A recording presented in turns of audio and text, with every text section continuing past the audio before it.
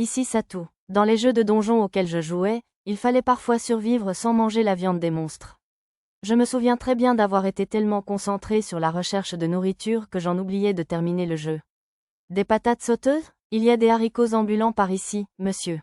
Tama et Pochi éliminaient les monstres qui rôdaient dans le passage. Tous deux étaient de faibles monstres de niveau 1 dont le seul moyen d'attaque était un coup de poing. Ils s'en sont sortis assez rapidement. Après avoir anéanti le nid de fourmis du labyrinthe qui poursuivait les belles ailes, nous avons trouvé un raccourci vers la zone suivante.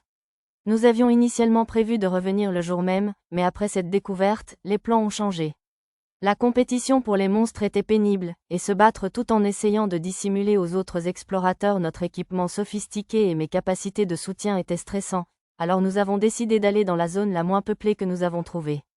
En arrivant à la zone 9, nous avons découvert une multitude de pièges, ainsi que des slimes et de petits insectes monstres dotés d'attaques, poisons, pestes, et paralysie.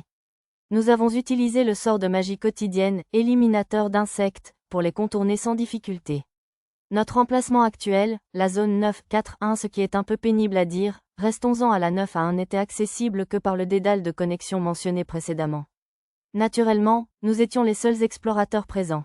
Il y avait pas mal d'explorateurs près de l'entrée habituelle de la zone 9, mais il semblait que les gens s'y rendaient rarement. Preuve en est, il n'y avait qu'environ un cinquième du nombre de pierres de cygne que l'on trouvait dans les autres zones. Peu importait pour nous, car nous pouvions retourner en zone 1 instantanément grâce à la plaque de saut que nous y avions placée. Ces noyaux de monstres sont blancs. Ils sont très petits, en plus. Lisa et Lulu ont décomposé les haricots ambulants et les pommes de terre sauteuses, produisant des noyaux blancs de la taille d'une pilule. Les blancs comme ça ne servent à rien, inutile de se donner la peine de les ramasser. Sur ce, j'ai rangé les cadavres de monstres dans la réserve. Ces monstres devaient être la véritable source des haricots et des pommes de terre incroyablement dégoûtants que nous avions mangés avant d'entrer dans le labyrinthe. Il y en avait bien d'autres dans la zone 2, d'après ce que j'ai pu constater. Au fait, si on utilisait des perles d'esprit des arbres pour retirer les tendons rouges foncés responsables de cette amertume répugnante, ils auraient le même goût que les pommes de terre et les haricots normaux. Ça brille, Tama, si tu pouvais. Ah se méfiant des pièges, Tama est monté en avant pour repérer une caverne recouverte de mousse. Au-delà se trouvait le grand espace où se trouvait le maître de zone de la zone 9-1. Il y a une forêt?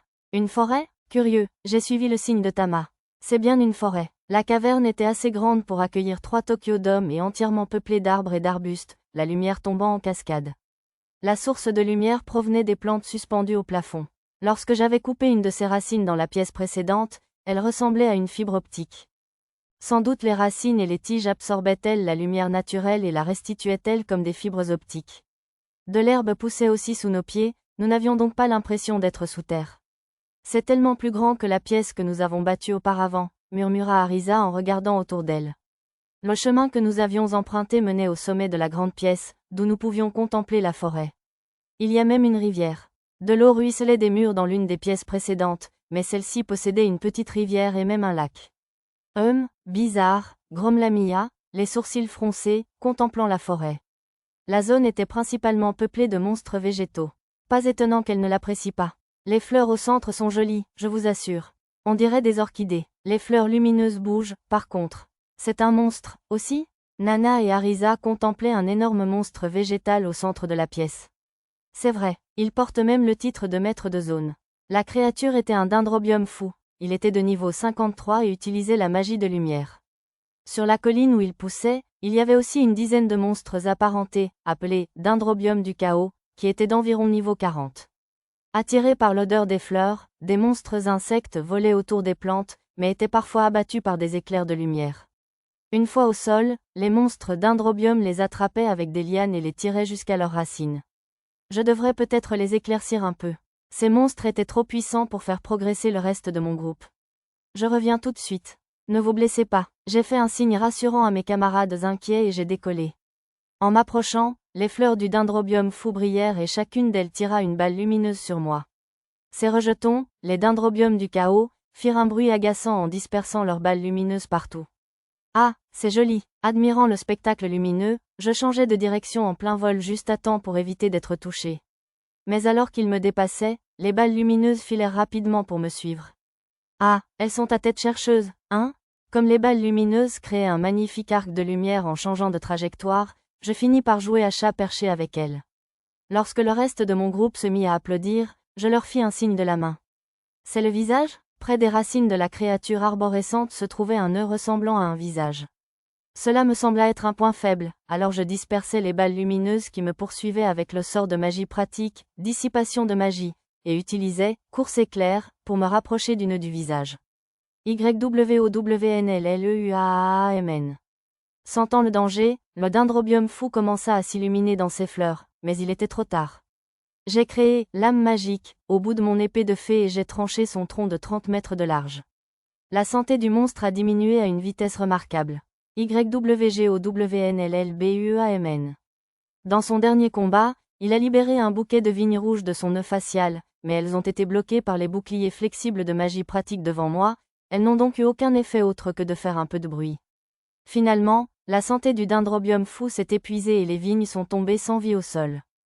Plus grand que titre acquis, maître de zone tueur, mieux vaut récupérer le butin, ai-je marmonné en rangeant la moitié supérieure du monstre avant qu'il ne touche le sol. Attendez, qu'est-ce que c'est? J'ai vu quelque chose briller à l'intérieur du nœud facial. D'après mon écran de rat, c'était une âme de perle de lumière vive. On dirait un matériau assez rare. Avec ça, je pourrais même fabriquer une baguette lumineuse capable de lancer des lasers.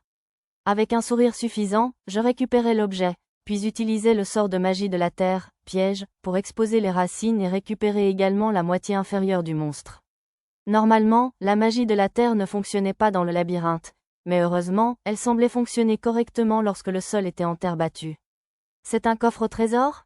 Au fond du trou, près du centre des racines, se trouvait un coffre au trésor géant.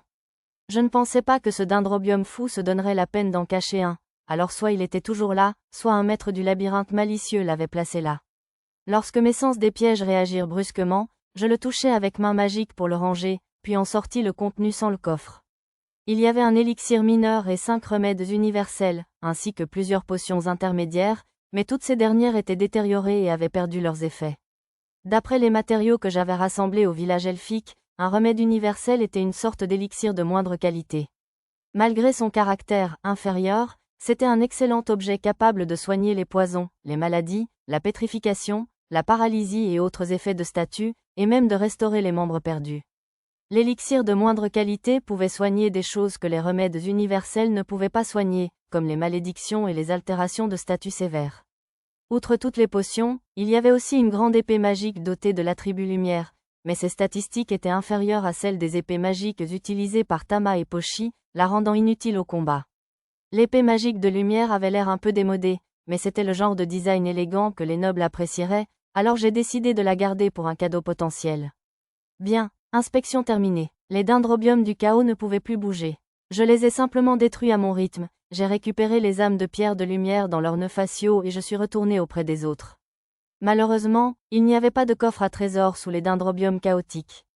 C'était un peu comme regarder le clip d'un anime de science-fiction ou d'un jeu de tir. À mon retour, Arisa m'a fait un compte-rendu étrange de mon combat contre le maître de zone.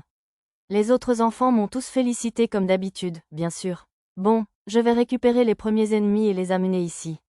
Juste après la grande caverne, il y avait beaucoup de terrain plat et pratique, alors j'ai utilisé la magie de la terre et la magie pratique pour créer un campement simple.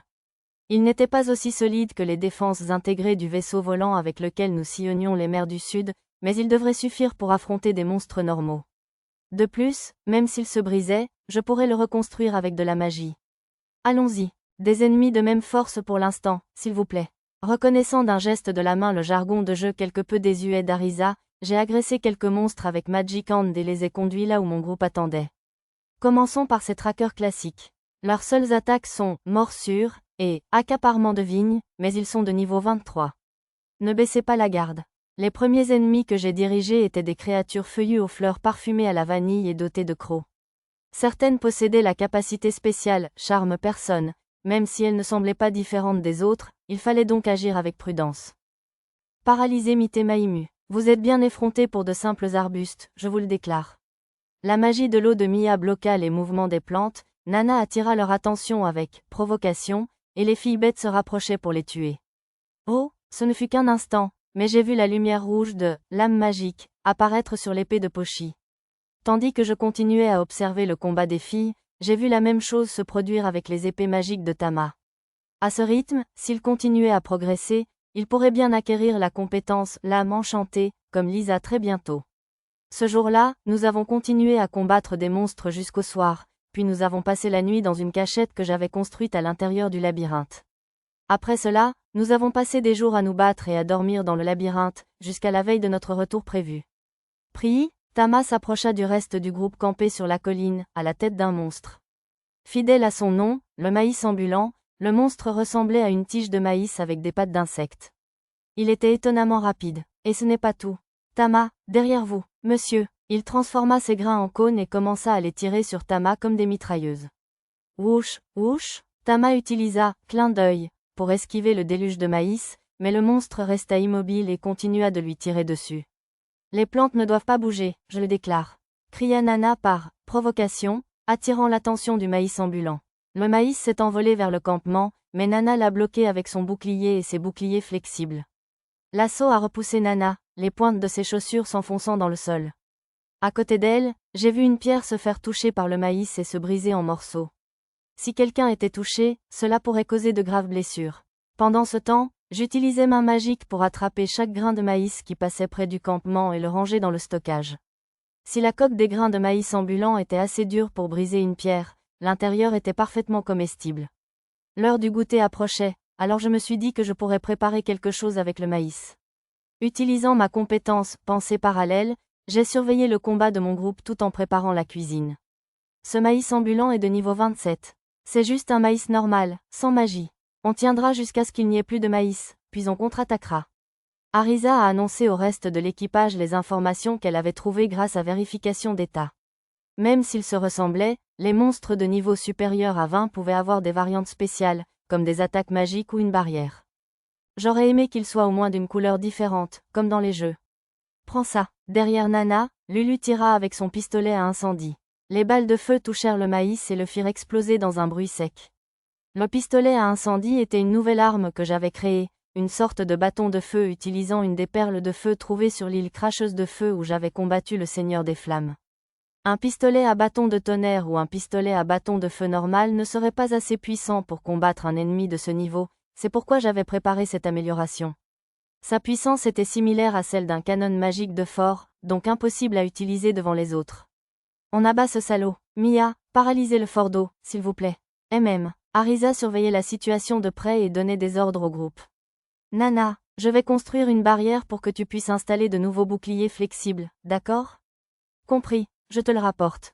La barrière transparente d'Arisa bloquait le déluge du maïs ambulant. Une fois Nana réinitialisée, Arisa retira immédiatement sa barrière. La magie de la barrière était puissante, mais elle consommait beaucoup de magie, ce qui la rendait peu pratique pour une utilisation régulière. Finalement, lorsque le monstre manqua de maïs, sa pointe se fendit en 4 et des crocs lui apparurent, créant une gueule géante. Le maïs ambulant chargea, tentant d'engloutir Nana tout entier. Ya! Dès qu'il ouvrit la gueule et révéla son point faible, Lulu tira avec son fusil à flamme, tirant droit dans le gosier du monstre. Paralysie de l'eau, Maimizu Shibaru. La magie de l'eau de Mia s'activa alors, brisant l'élan du monstre et le projetant au sol. Ce sort était un sort intermédiaire de magie de l'eau, cumulant les effets de paralysie de la brume et de retenue de l'eau. Sa portée n'était pas aussi grande que celle de brume paralysante, mais elle était utile contre les ennemis isolés, car il n'y avait aucun risque que vos alliés soient pris dans le tourbillon. Attaque ultra super dimensionnelle, hurla Arisa en lançant un sort coupe dimension sur le maïs ambulant immobilisé. Des lames invisibles s'abattaient sur le maïs ambulant, mais elles étaient si tranchantes qu'elles ne causaient pas beaucoup de dégâts. Les monstres végétaux étaient généralement particulièrement coriaces. Tama, Pochi, à l'attaque. Finissons-en. Lame ensorcelée? Allez, monsieur. Activant lame ensorcelée, sur leurs épées magiques, Tama et Pochi surgirent de derrière Nana, accompagnés de Lisa, pour s'élancer au corps à corps avec le maïs ambulant. Ces derniers jours, Tama avait appris à utiliser lame ensorcelée, en premier, suivi par Pochi lorsqu'elle avait gagné un niveau plus tôt dans la journée et avait finalement acquis la compétence. Leurs lames rougeoyantes, ils transpercèrent les jambes du maïs ambulant. Comme ils étaient encore novices en lame magique, la lumière était instable et consommait beaucoup de PM. Le maïs ambulant fouettait ses lianes comme des fouets, que l'avant-garde bloqua rapidement. Pendant un moment, le combat sembla équilibré, mais bientôt la balance pencha en faveur de mon groupe. C'est le bout du tunnel. Lisa prépara sa lance, une lumière rouge fixe au bout. Attaque de lance hélicoïdale. La lame magique, pivota brusquement lorsqu'elle la planta dans le maïs ambulant, le transperçant. CWOORWNN. Un étrange cri de mort jaillit de la bouche crochue du monstre de maïs. La lame magique, autour de la lance tournoya en forme d'hélice, déchiquetant le corps de la créature. L, attaque de lance hélicoïdale, de Lisa était une version simplifiée de L, attaque de lance triple hélicoïdale, que j'avais apprise lors de mon combat contre le seigneur sanglier doré. Ses compétences de type mouvement avaient tendance à coûter cher, elles semblaient donc un peu inutiles, mais elles étaient bien plus puissantes qu'une attaque normale, ce qui justifiait d'en avoir plusieurs. Au minimum, je voulais que chacun de mes enfants en ait au moins une. CWOORWNN. Avec un autre cri de mort, la créature fit tournoyer ses lianes. Les monstres de type plante étaient coriaces, c'est sûr. Dormez, je vous le déclare. Le coup de bouclier renforcé par renforcement corporel de Nana frappa l'énorme maïs ambulant, le projetant en arrière. Et juste pour être sûr, voici une pile dimensionnelle, force maximale. La magie spatiale d'Arisa se rapprocha du maïs ambulant immobile, achevant enfin la créature tenace. On gagne, monsieur. Tandis que tout le monde poussait un cri de triomphe, j'ai nettoyé leurs blessures avec de la magie quotidienne avant d'utiliser le sort intermédiaire de magie de l'eau soin, eau pour les soigner toutes. Pendant le combat, Mia était chargée des soins, mais je m'en suis occupée une fois le combat terminé. Oui, génial, je viens d'atteindre le niveau 29. S'est exclamé Arisa. Génial? Hurrah, monsieur, ne vous vantez pas trop. On n'a pu arriver jusqu'ici que grâce au maître, tu te souviens? Affirmatif. Merci, maître, je vous informe. Bien sûr que je suis reconnaissante. C'est Tama qui s'occupe de l'extraction des monstres maintenant, mais c'est le maître qui s'en occupait jusqu'à hier. C'était inhabituellement prétentieux de la part d'Arisa. C'était assez incroyable. Il n'a jamais attiré d'autres monstres, et il y avait toujours un ennemi idéal juste après une pause. Vraiment, les nerds sont tellement efficaces. Ah, j'aurais dû me douter qu'il y aurait une chute. Regarde qui parle, dis-je d'un ton neutre en donnant une tape sur la tête d'Arisa et en regardant les autres. Elles avaient toutes épuisé une bonne partie de leur puissance magique, alors j'utilisais transfert de mana pour les restaurer une à une. Tama était déjà partie chercher un nouvel ennemi. Je devrais la soigner à son retour. À ce rythme, je pourrais atteindre le niveau 30 avant la fin de la journée. Comme la zone 9 à 1 comptait beaucoup d'ennemis puissants, les filles avaient progressé assez efficacement. Cette partie de la zone était pleine de monstres végétaux, ce qui m'avait d'abord fait prendre pour une forêt. Pardon? Pas de souci. Tama était suivie par 2 monstres cette fois, un pied d'épine, un monstre de lierre agaçant qui pouvait absorber la puissance magique, et un slime de capture, un monstre végétal insectivore qui rampait avec des tentacules collants. Elle a dû les attraper tous les 2 par inadvertance en essayant d'en attraper un seul. Nana, occupe-toi du slime de capture un moment, s'il te plaît. Tu devrais essayer d'être mignonne comme un escargot, je te le déclare. La compétence « provocation » de Nana avait gagné en puissance et pouvait désormais l'utiliser sur des cibles spécifiques. Commençons par abattre le pied d'épine. Fais attention à ne pas te faire prendre dans son lierre, sinon il absorbera ta magie. Compris, oui, monsieur. Lisa et Tama contrôlaient le pied d'épine tandis que Pochi servait de tank secondaire. Mon sort enchantement, protection physique n'avait pas disparu, mais la magie était en train d'être volée aux armes des filles bêtes. Urgence? Tiens, une troisième. C'est un érable de feu. Agitant ses branches brûlantes, l'érable de feu s'avança sur des racines frétillantes. Je vais utiliser le créateur de labyrinthe pour gagner du temps. Pied d'épine d'abord, puis le slime de capture, et enfin l'érable de feu. Arisa utilisa la magie spatiale pour créer un labyrinthe de murs déracinateurs invisibles autour de l'érable de feu. Certaines de ses branches surgissaient du labyrinthe, projetant des feuilles enflammées comme des shurikens. Il y avait un peu trop de choses à repousser pour le groupe, alors j'utilisai ma main magique pour attraper les feuilles et les mettre en stock. Merci, maître. Je fis un signe à Arisa, puis je pris une des feuilles encore brûlantes et la regardai. Oh, je sais, j'ai décidé d'utiliser la feuille enflammée pour continuer ce sur quoi je travaillais depuis le début. Le pied d'épine n'a plus que 40% de sa vie. Compris, on l'abat. Après avoir rapidement vaincu le pied d'épine, le reste du groupe alla aider Nana, qui combattait seul le slime de capture. Arisa, l'érable de feu est presque fini. Oh, merci, maître. Arisa relança précipitamment son sort de magie spatiale. Cela sembla utiliser ses dernières ressources, alors elle sortit une fiole de sa poche à la taille pour lui lancer une potion de récupération de mana. En peu de temps, mon groupe surmonta l'urgence et vainquit les 3 ennemis. Ça sent bon? Qu'est-ce que vous préparez, monsieur? Une fois le combat terminé, Pochi accourut vers moi, la queue remuante. Tama se précipita à son tour, les yeux plissés en humant l'air. Eh bien, les grains de maïs ambulants m'ont rappelé quelque chose, alors j'ai décidé de faire des crêpes. J'avais utilisé le sort de magie quotidienne, sec, pour extraire toute l'humidité du maïs, je l'avais broyé au mortier avec mon propre sort, le multitool, puis j'avais utilisé la farine obtenue pour faire des crêpes. C'était une recette qu'un camarade de classe allergique à la farine de blé m'avait apprise à l'école. Zut alors, j'aimerais que tu arrêtes de cuisiner près de nous pendant qu'on est en pleine bagarre. J'ai cru que mon estomac allait gargouiller. C'est vrai, bravo. Ignorant les plaintes d'Arisa, j'ai transféré les crêpes fraîchement préparées sur une planche. Je les ai ensuite coupées en petits morceaux et j'ai arrosé de sirop d'érable avant de les servir à tout le monde en guise de collation. J'avais récolté le sirop d'érable sur un monstre semblable à l'érable à feu que le groupe venait de combattre. Miam, ça fond dans la bouche, monsieur. Tama et Pochi se sont réjouis de la douceur. Encore du sirop d'érable, s'il vous plaît. Encore. Ne me blâmez pas si vous avez grossi, vous deux. Lulu secoua la tête tandis qu'Arisa et Mia réclamaient encore du sirop, puis me regarda d'un air incertain. J'acquiesçai d'un signe de tête. Le sirop d'érable n'était pas trop calorique de toute façon, si je me souvenais bien. Maître, avez-vous fait ça avec les grains jaunes de ce monstre? Demanda Lulu. C'est exact. Je les ai réduits en poudre, puis je les ai mélangés à des œufs, du sucre, etc. Pour être honnête, ces crêpes étaient entièrement faites avec des ingrédients du labyrinthe. Tama avait ramassé les œufs la veille, et le sucre s'appelait sucre UGI, fabriqué à partir du bambou d'une créature végétale en forme de cerf. Observant avec satisfaction les filles déguster leurs crêpes, j'en pris une bouchée. Comme je n'avais ni levure chimique ni bicarbonate de soude, elles n'étaient pas aussi moelleuses que je l'aurais souhaité, mais c'était parfait. Nana fixait intensément le motif de poussin que j'avais imprimé sur sa crêpe. Maître, ce motif est magnifique, je vous le signale. Il faut le protéger, je vous le recommande.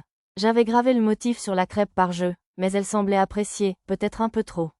Je peux te la refaire quand tu veux, alors mange-la avant qu'elle ne refroidisse.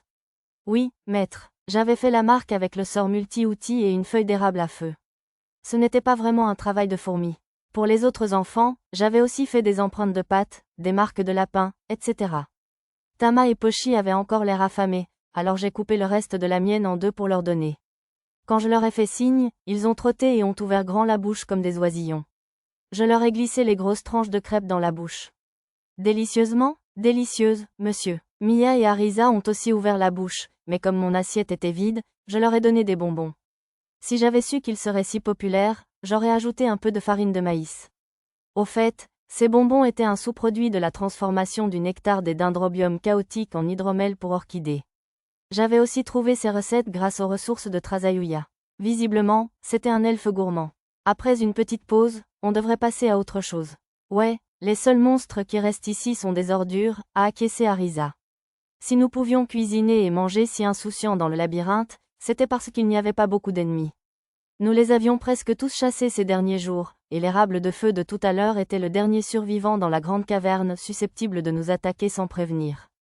Je sais que cela ressemble au genre de choses qui pourraient nous attirer des ennuis avec les associations de protection de l'environnement, mais les monstres d'un labyrinthe sont apparemment créés par le maître du labyrinthe à l'aide d'un cœur de labyrinthe, il n'y avait donc aucun risque d'extinction pour aucune espèce. Malgré tout, j'ai veillé à ne pas toucher à des créatures comme le dendrobium à brume de chaleur, qui semblaient être de jeunes pousses de dendrobium déjantés. Une fois tous les monstres éliminés dans l'immense caverne, nous avons parcouru tour à tour chacune des petites salles attenantes. Cette dernière attaque de spore était plutôt dangereuse. Je n'aurais jamais imaginé que le symbiote oiseau capsaïcine utiliserait sa magie du feu pour enflammer les spores. Debout devant le grand cadavre d'un champignon de donjon, Arisa et Lisa s'essuyèrent le front. L'oiseau capsaïcine était un monstre de type oiseau assez faible, composé de feuilles rouges, qui vivait sur la tête des champignons du donjon. Il lui arrivait de posséder la compétence « magie du feu ». C'est un champignon de donjon assez imposant. Mia, tu en veux encore pour le dîner ce soir? S'il te plaît. Mia regarda avidement le champignon de donjon mort, les yeux pétillants. Un champignon, délicieux. Le steak de champignon de donjon était le plat principal de Mia depuis quelques jours. Il y avait plein de légumes dans cet espace végétal, alors Mia était de meilleure humeur que d'habitude.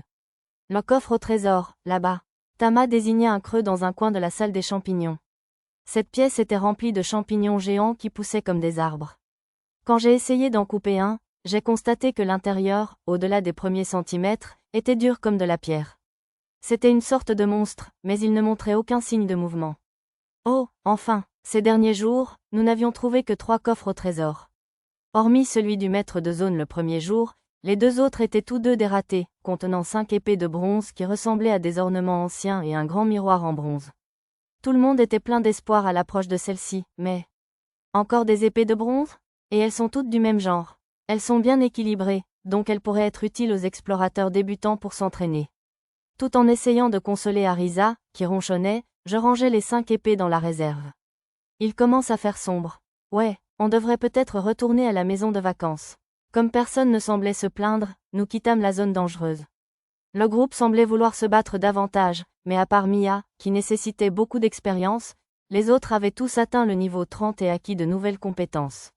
J'en conclus donc que notre première expédition dans le labyrinthe était déjà une réussite. Plus importante encore, Lisa avait gagné la compétence d'attaque spéciale, attaque de lance hélicoïdale, Tama et Pochi, lame magique, et Lulu avait gagné magie pratique et magie quotidienne. Le seul sort de magie pratique qu'elle pouvait utiliser jusqu'à présent était le sort de débutant lumière de mana, mais elle était déjà en voie de maîtriser la magie quotidienne. Lulu a dit qu'elle espérait bientôt apprendre à utiliser les sorts de magie pratique cube et planche flottante.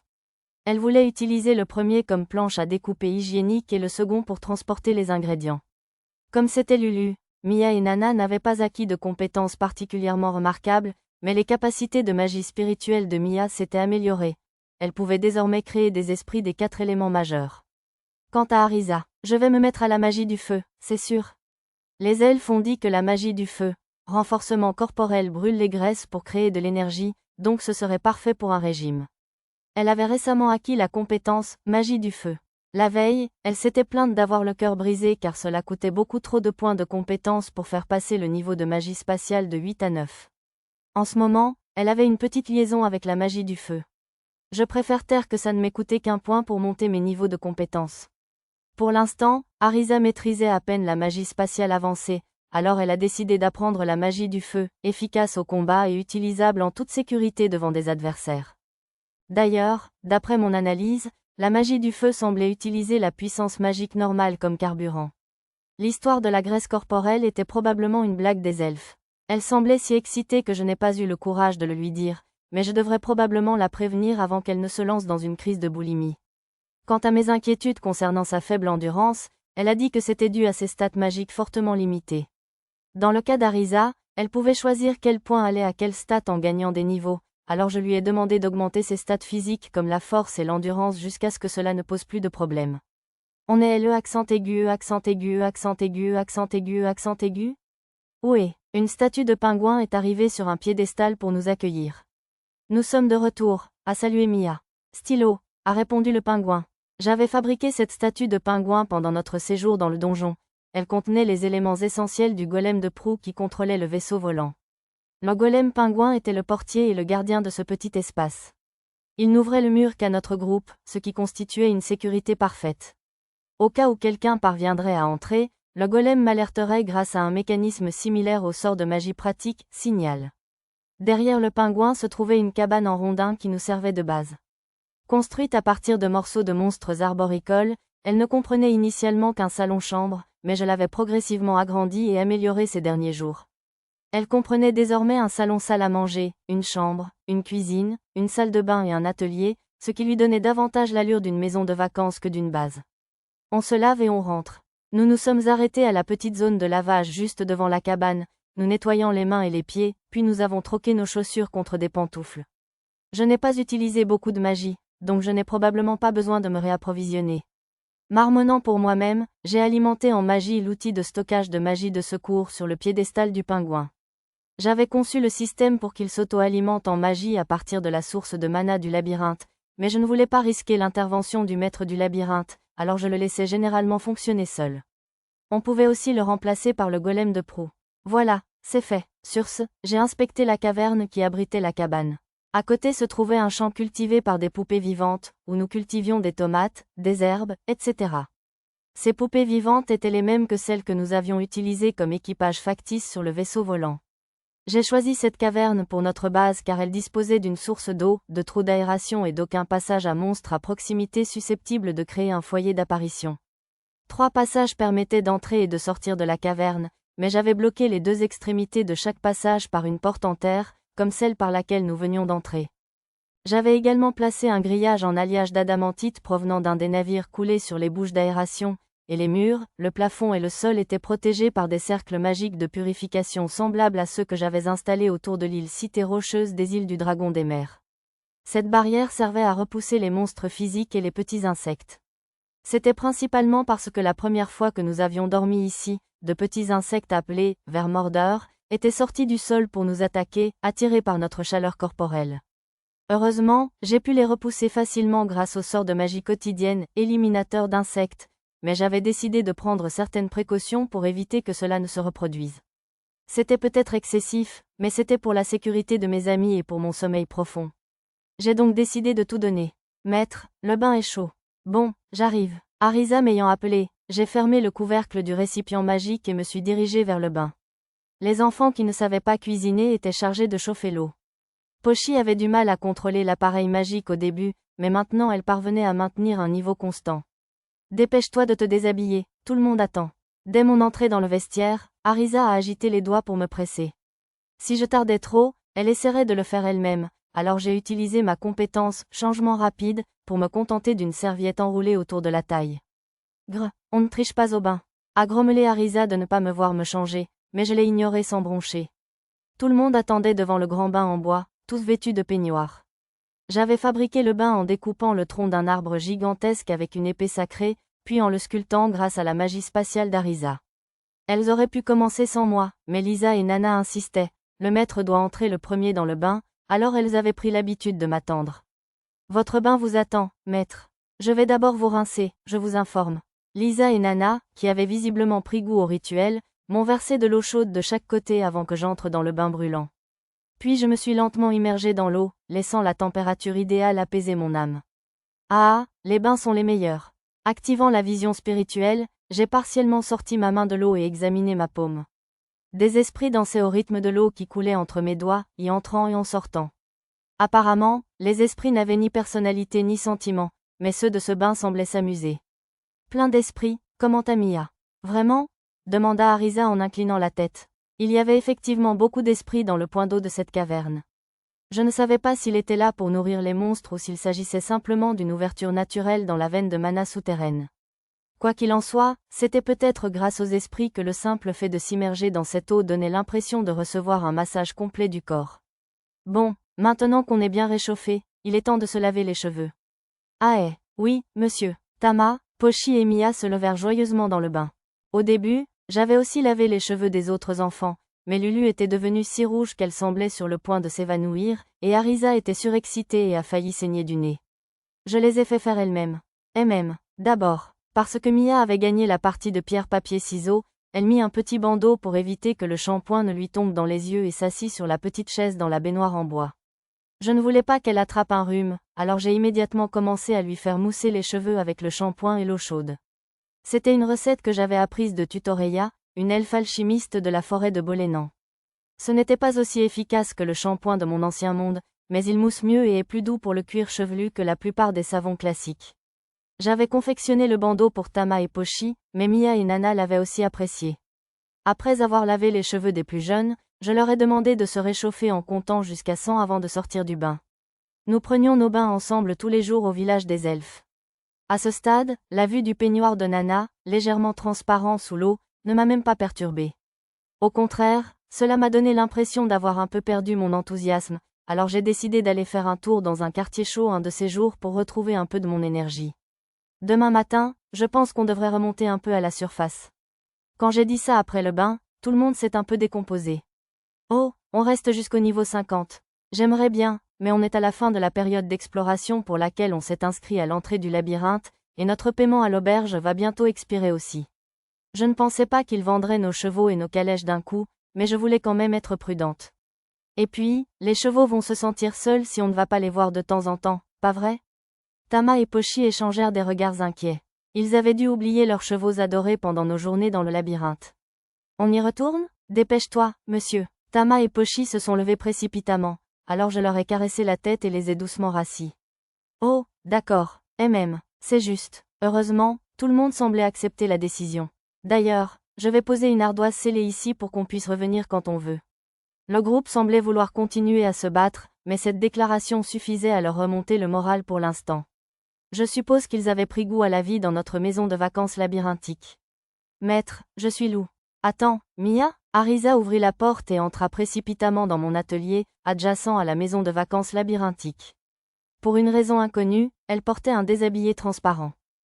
Obscène. Mia avait raison, alors je sortis un cardigan du stockage et le lui fis enfiler. Oh, mec, je croyais que tu allais enfin solliciter mes services nocturnes, grommela Arisa. Désolé, mais les petites filles ne m'intéressent pas. Je vous ai fait venir tous les deux pour m'aider à faire un travail. Je les regardais chacun à tour de rôle, m'assurant qu'ils avaient bien compris avant de continuer. Tu as mémorisé les chants que je t'ai donnés? Compris. Ouais, mais tout ce que je peux dire, c'est que c'est lié à la téléportation et que c'est beaucoup trop long. Mia bomba le torse, mais Arisa fronça les sourcils. Elle était probablement frustrée de ne pas comprendre le chant. Ne t'inquiète pas, tu le sauras bientôt. J'utilisais du moule magique pour fabriquer 2 socles. Puis, je sortis du stockage un bocal marqué d'un triangle, rempli de liquide magique en fusion, et je le plaçais sur l'un des socles. Sur l'autre, je plaçais une des épées de bronze que nous avions récupérées dans un coffre au trésor du labyrinthe. D'accord. D'abord, Mia, concentre-toi sur le triangle et commence ton chant. D'accord. Peut-être tout de suite? Jugeant le timing, j'appelai Arisa. Arisa, commence le tien, s'il te plaît. D'accord. Finalement, les 2 longs chants touchèrent à leur fin. Création du circuit 001 Keiro 00 Ichisuzu. Quand Mia eut terminé son incantation, le liquide magique s'éleva du bocal tel un serpent et commença à créer son propre circuit. Les circuits formèrent des branches de plus en plus fines, formant un réseau complexe de lignes rouges entrelacées pour former une épée. Joli, murmura Mia.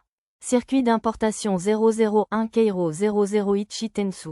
Une fois le sort d'Arisa terminé, les circuits rouges disparurent, remplacés par des lignes de bronze sur l'épée. C'est terminé. Mon écran de rat confirma que l'épée de bronze s'était transformée en épée magique. Contre toute attente, le créateur de l'épée indiquait toujours « Labyrinthe de ses livras ». Parfait, je n'aurai plus besoin de falsifier un nom. Et, on vient de... Ouais, les incantations que je vous ai données servaient à créer une épée magique. Et épée magique? Waouh! Ils sursautèrent de surprise, et je souris. J'avais créé ces sorts pour une raison bien précise. La méthode que j'avais utilisée jusqu'à présent, impliquant l'alchimie et le sort de contrôle des liquides, pouvait fabriquer assez facilement des épées magiques avec des circuits simples comme ceux vendus sur l'ancien marché noir de la capitale, mais pour des circuits plus compliqués, des épées comme celles que j'avais fabriquées à Tama et Pochi étaient à peu près la limite. Si j'essayais de le faire avec des épées coulées dans un moule, la chaleur déformerait le métal, et si j'utilisais une épée PRE accent aigu forgée, je devais tenir compte des modifications des circuits déjà gravés. Avec cette méthode, je ne pensais pas pouvoir fabriquer une épée aussi performante que le don divin, l'épée sacrée Clédiam Solui, quel que soit mon niveau de maîtrise. J'ai donc décidé de changer d'approche. J'ai d'abord envisagé d'utiliser la magie de l'eau pour créer les circuits tout en moulant l'épée, mais c'était trop difficile à maîtriser pour améliorer l'ancienne méthode. J'ai donc pensé à utiliser cette méthode pour créer les circuits seuls, puis à les transférer sur une épée grâce à la magie de l'espace. J'ai expliqué tout cela à Mia et Arisa. Mais ça ne me semble pas correct. Monsieur, Arisa fronça les sourcils, regardant son chant écrit. Lui souriant, je suis retourné à mes pensées. Au départ, je voulais créer un seul sort de création d'épée magique qui créerait les circuits et les graverait pour en faire une épée magique, mais le chant s'est avéré extrêmement long et bien plus compliqué que n'importe quel sort avancé. Créer un sort que personne ne pourrait utiliser aurait été inutile, alors j'ai abandonné cette idée et me suis orienté vers une direction que même une personne ordinaire pourrait maîtriser. Mia, montre-moi ton sort. Arisa prit le papier de chant de Mia et le parcourut rapidement. Je savais qu'elle était habituée à mes sorts originaux, mais c'était quand même impressionnant qu'elle puisse le lire aussi vite que moi. Je le savais, c'est exactement le mien. J'ai hoché la tête vers Arisa, ravie qu'elle ait compris toute seule. Alors, c'était juste pour créer cette épée magique, non? C'est exact. Il n'y avait aucune variation entre les sorts que je leur avais donnés. Techniquement, la différence résidait dans la position du triangle utilisé comme point de mire, mais c'était une exception, car cela ne faisait pas partie du champ lui-même. Ces 2 sorts servaient simplement à placer ce circuit magique spécifique sur cette épée de bronze.